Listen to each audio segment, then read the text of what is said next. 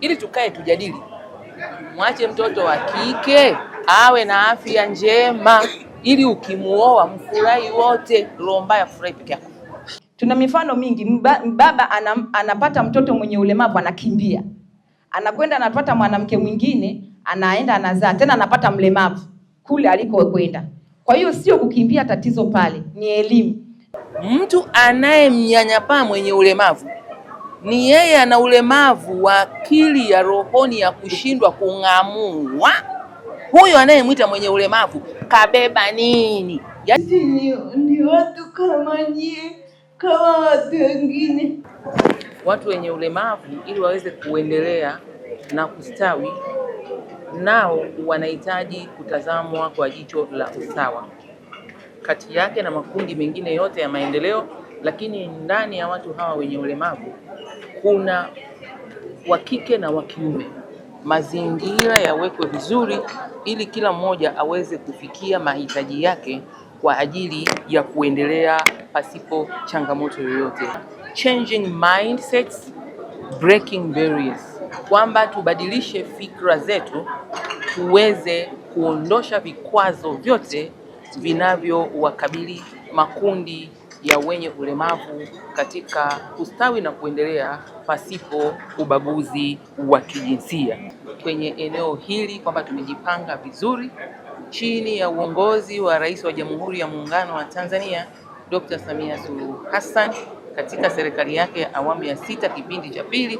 Tuna mambo mengi sana tumeyafanya.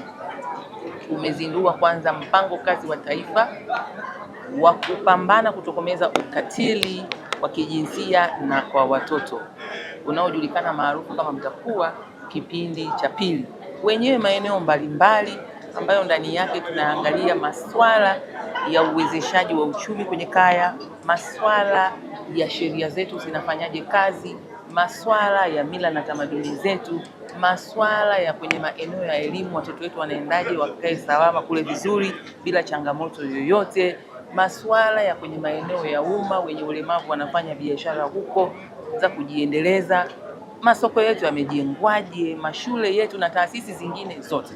Kwa hiyo serikali yetu haiko nyuma, lakini kwenye dira yetu ya 2050 tumezamisha hii mikakati pia kuangalia usawa wa kijinsia kwenye makundi yote yakiwemo ya wenye ulemavu.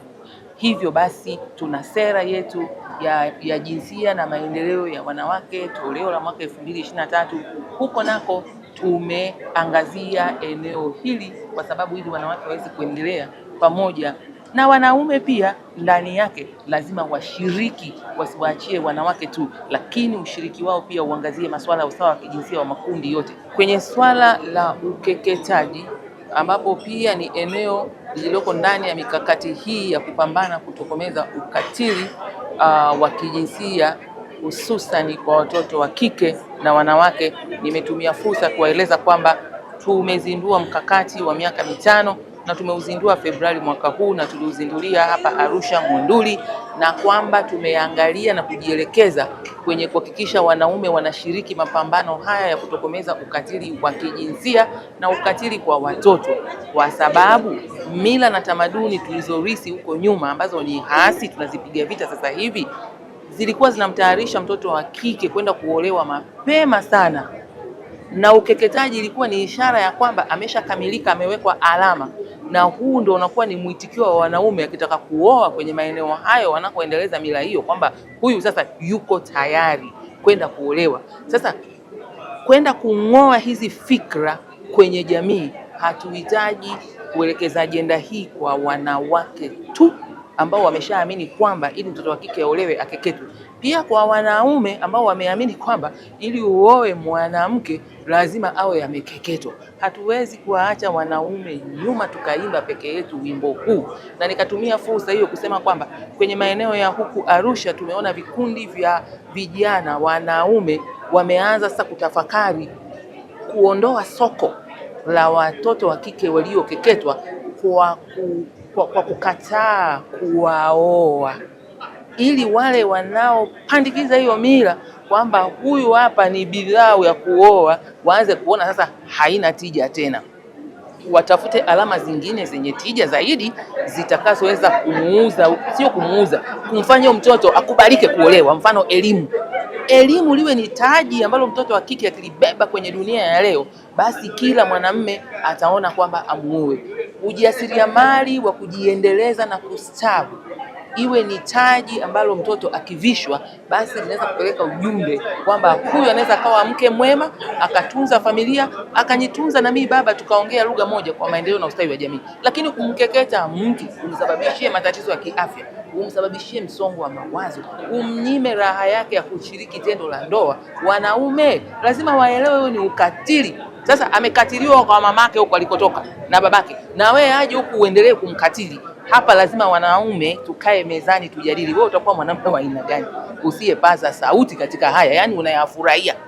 Yani wewe kwenye ndoa ufurahi wewe tu, mwenzako kila siku hospitalini akienda kujifungua damu zimevuja sana, na mtoto wako naye amekosa damu, kila siku anakunywa antibiotic. Wewe ndio mwanaume kweli ambao unataka kutengeneza familia yenye ustawi na maendeleo? Hii haiji. Wewe nawe ni sehemu ya tatizo. Sasa tatizo ni letu wote. Wanaume nyinyi mnatengeneza tatizo, wanawake wanatengeneza tatizo. Ndio maana mikakati hii na sera hizi zimewaleta pamoja ili tukae tujadili. Mwache mtoto wa kike awe na afya njema ili ukimuoa mfurahi wote, roho mbaya furahi peke yako. Natamani familia zetu na jamii zetu tuhamasishe na kutuwezesha kuhudhuria shule, kupata huduma za afya, kujifunza stadi na kushiriki katika michezo yote shuleni na kwenye jamii tunazoishi kama watoto wengine. Tunahitaji shule zetu ziwe na walimu waliopewa mafunzo ya elimu jumuishi na vifaa vya kutosha vya kufundishia na kujifunzia. Hii inatufanya tuweze kuishi maisha bora na tuweze kujitegemea. Tunahitaji kupata vifaa vya kutusaidia kama miwani, vifaa vya kusikia, fimbo nyeupe, viti mwendo na zana nyingine muhimu bila gharama. Vifaa hivi vinapaswa kupatikana kama kwa urahisi katika jamii zetu ili watoto wenye ulemavu waweze kutoka sehemu moja hadi nyingine, kujifunza na kuishi na kuwa huru zaidi. Ninavyozungumzia swala la ulemavu sio swala la ambalo mtu anaweza kalipokea kwa kirahisi zaidi. Kama mimi ninazungumzia mimi kama mimi. Familia kwetu sisi tumezaliwa watu wenye ulemavu wawili. Ingawa sasa wazazi wangu walifariki, lakini nikabaki pamoja na mdogo wangu. Jamii, familia wengine kumkubali mtu mwenye ulemavu pia ni kitu kinatoka ndani ya nafsi yake. Tunavyozungumzia masuala ya watu wenye ulemavu, kwanza kabisa sisi wenyewe wenye watoto tukubaliane na hali halisi. Hata kama mimi ni mtu mwenye ulemavu, nikubaliane na hali ya kwamba mimi ni mtu mwenye ulemavu, lakini naweza nikasonga mbele. Na naweza nikafanya jukumu langu hata kama sitafika mbali sana, lakini nitasogea. Na hata we mama mwenye mtoto ambaye, yani mama mwenye mtoto mwenye ulemavu, pia una jukumu la kubaliana na hali, lakini naweza kabisa kumwezesha mtoto wako kufikia malengo hata kama kwa njia ngumu, lakini ujikubali na uweze kutetea haki ya mtoto wako pasipokuwa na mtu mwingine ambaye atakwenda kusema kwamba mimi nitakusaidia. Hapana, wewe kwanza alafu mtu mwingine atakuja baadaye. Nazungumza hivyo, kuna fursa nyingi, kuna mambo mengi na kuna unyanyapaji mkubwa bado. Tunapozungumza, unajua mtu anaweza kazungumza tu kijuju kwamba lakini unyanyapaji bado upo. Unaanzia kwenye ngazi za kaya. Ngazi za kaya mpaka kwenye jamii inayotuzunguka. Kumfikia mtu hata kama ni mama, unamuona kabisa mama hana ulemavu lakini ana mtoto mwenye ulemavu, hata zile fursa hawezi kuzipata. Kwa sababu hata wale wengine wanasema huyu mama tukimweka kwenye kikundi ataweza kurejesha rejesho letu. Ana mtoto mwenye ulemavu, sijui anafanyaje, anataka kwenda kanisani, anataka kukuachia mtoto. Mwingine anasema sitaki mtoto akaniachia hapa. Mwingine, yani kuna vitu ambavyo ni vya ukatili vinavyojitokeza. Mtoto anaweza katoka nyumbani, ama umeingia uani, mtoto akatoka akaenda kwa jirani. Akifika pale kwa jirani anachukua hata kama ni embe, anampiga yule mtoto, wewe urudi huko sijui nini, kwa sababu jamii haijajitengeneza kupokea watu wenye mahitaji maalum kutoka ndani ya moyo wetu. Kwa hiyo hiyo ndio changamoto. Tunaweza tukasema kuna wadau watatupa elimu na jamii ipo, lakini je, jamii imekubaliana na swala la watu wenye ulemavu? Hapo ndipo tunapokuwa tunakinzana na haki za watoto wote. Mimi nataka kwa mfano kwenda kwenye harusi. Mtoto wangu nataka kwenda naye kwenye harusi. Mtu anafika kwenye harusi anaanza kumshangaa mtoto. Hata kwenye tunajua tuna ubarikio hapo majirani. Siwezi kumwacha mtoto, lazima naye akachangamane na watoto wengine. Lakini mtu anamshangaa yule mtoto, anakuja naye huku. Sasa yule mtoto anatakiwa kukaa na wale watu ili kusudi awazoee. Ama ni mimi mtu mwenye ulemavu, nikija hapa lazima na mimi nivae, labda kuna nitupendeze nini, na huyu naye ana haki sawa. Kuna mwingine anataka kupata ujauzito, kuna mtu mwingine anapata kupata faragha. Watu wanashangaa kweli mtu mwenye ulemavu anaposwa, anaolewa, watu wanakuwa na taharuki. Kumbe kila mtu ana haki sawa na mtu mwingine. Kwa hiyo tujifunze sisi wenyewe kukubaliana na hali. Wale wengine watakaokuja watatukuta, lakini tayari mimi kama mimi niwe nimekubaliana na hali, na kama ni mzazi, mimi ni mtoto wangu nimkumbatie mimi kama mimi na nijue haki za mtoto. Nisiangalie tatizo la mtoto, niangalie jinsi ya kumsaidia mtoto aweze kujikwamua kutoka hatua moja kwenda hatua nyingine. Mama anavyopata ujauzito, tunapoanza kliniki ya kwanza, baba ashiriki na mama kwenda kliniki. Kwa sababu atapata mtaalamu wa afya atakayemwambia kabisa tunaanza hivi, tunaenda hivi. Hiyo itakamsaidia baba kuwaza kwamba ninapata mtoto hata kama atakuja wa aina gani. Kwa sababu sisi nchi yetu bado haijaendelea, wale wenzetu wana vifaa ambavyo wanaangalia, wanajua kabisa huyu mtoto atakapokuwa tayari sasa amejiumba ndani ya umbile la mama kwamba atakuwa na hali hii ama atakuwa hivi. Lakini tukishaanza kwamba mimi nimempata mwenza wangu, amepata ujauzito, ninaanza naye hatua ya kwanza kwenda kliniki. Hii itamsaidia baba kubaki pale alipo. Na pia jamii sasa, yaani wa baba wapate ile elimu ya kutosha kwamba mimi ni mzazi, hata kama mtoto amekuja kujitokeza mwenye ulemavu, jukumu langu ni kumlea kama mtoto mwingine. Tuna mifano mingi, baba anapata mtoto mwenye ulemavu anakimbia. Anakwenda anapata mwanamke mwingine, anaenda anazaa, tena anapata mlemavu kule alikokwenda. Kwa hiyo sio kukimbia tatizo pale, ni elimu.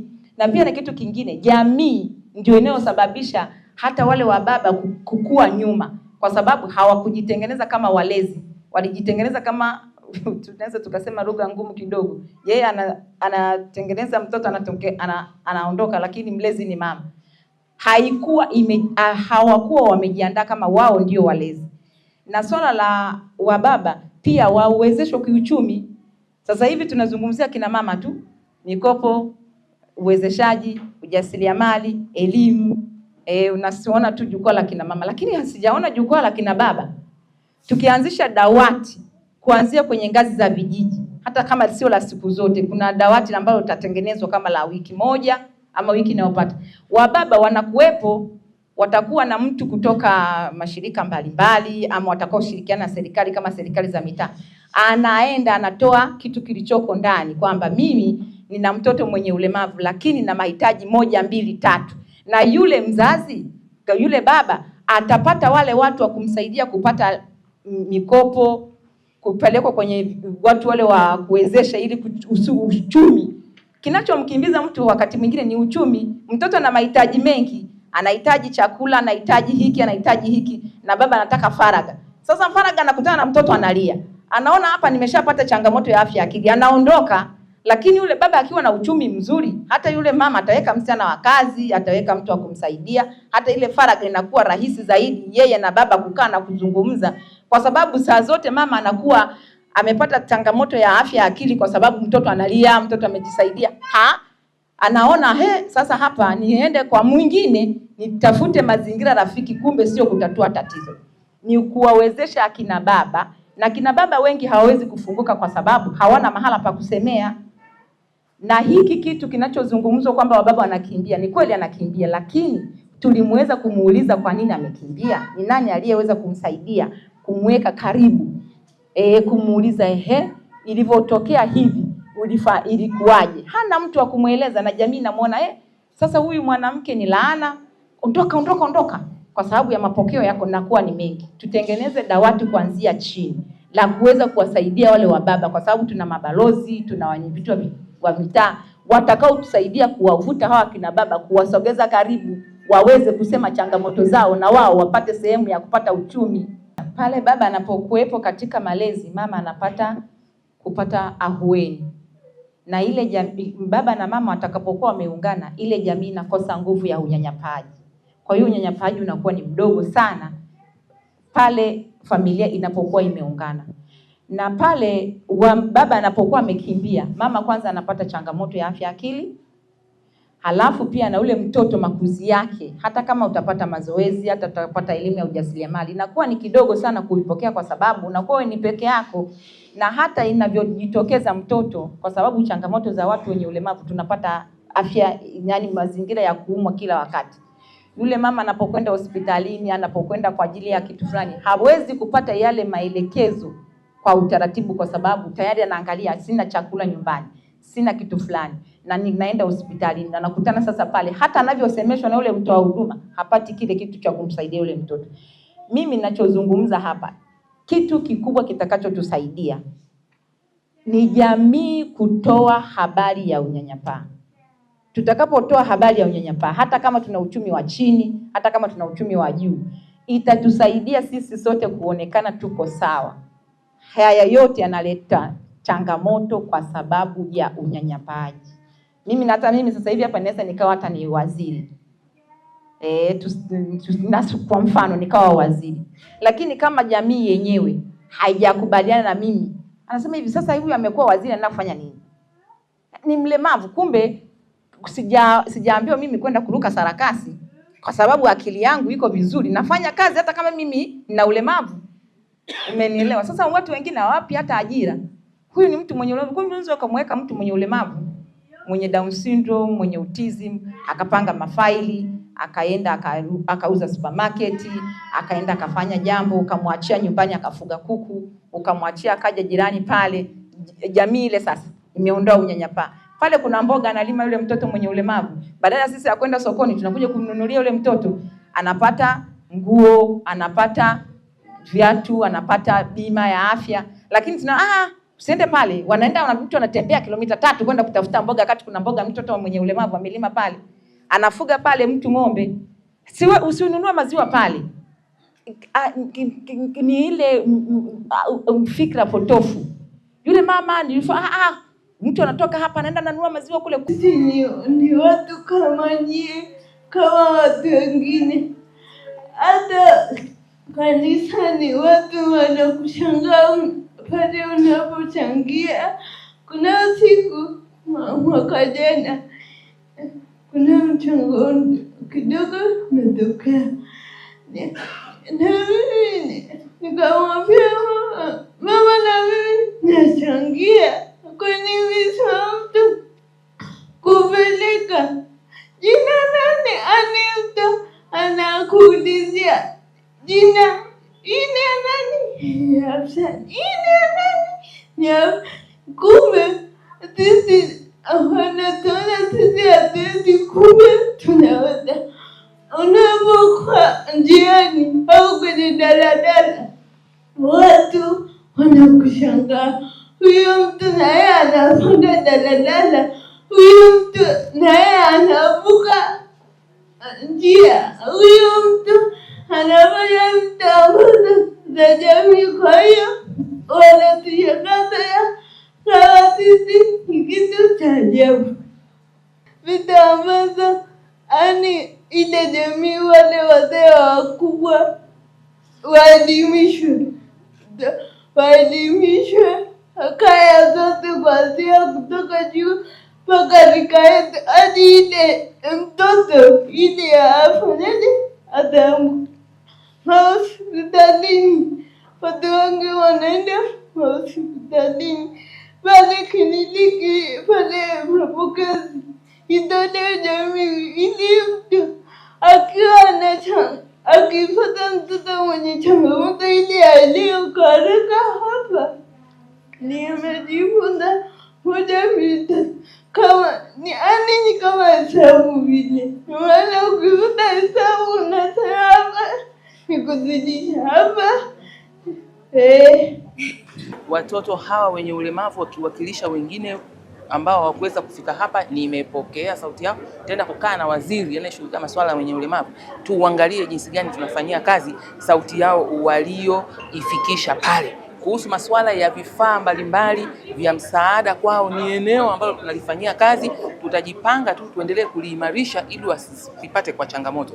Sasa kuhusu masuala ya kuwanyanyapaa watoto wenye ulemavu, rai yangu kwa jamii, hao watoto wenye ulemavu hawana ulemavu wa vipaji na baraka ambazo wamevipata kutoka kwa Mwenyezi Mungu. Wale watoto wamebeba vitu vyao ndani yao ambavyo Mungu kawapa. Tunaona watoto wenye ulemavu wengine ni mafundi wazuri sana. Hata nje ya nchi tunaona, ukienda kule wanajenga majumba, wanapaka rangi nyumba. Hapa Tanzania tunaona watoto wenye ulemavu wanafundishwa, wanafuma vizuri, wanatengeneza sanaa nzuri.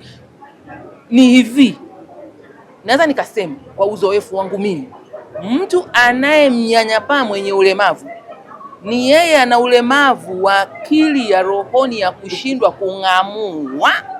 Huyo anayemwita mwenye ulemavu kabeba nini? Yaani wewe kwenye fikra zako wewe ndio umeshindwa, yaani una hitilafu kwenye fikra zako. Lakini huyo mwenye ulemavu kuna vitu kavibeba ndani yake. Mtoe, mpeleke shule, mpeleke kwa maafisa ustawi wetu na maafisa maendeleo wetu. Tunazo shule maalumu za makundi haya, wanafundishwa, wanakuwa watoto wenye msaada mkubwa kwenye familia na taifa lao. Itoshe kusema jamii kwanza ni kinyume cha sheria, unamnyanyasa huyo mtoto. Umejihalalishia mwenyewe kwa sababu ni mwenye ulemavu, umnyanyasa unavyopenda. Tukikushika kwanza ni kosa kisheria. Sasa tushirikiane tu.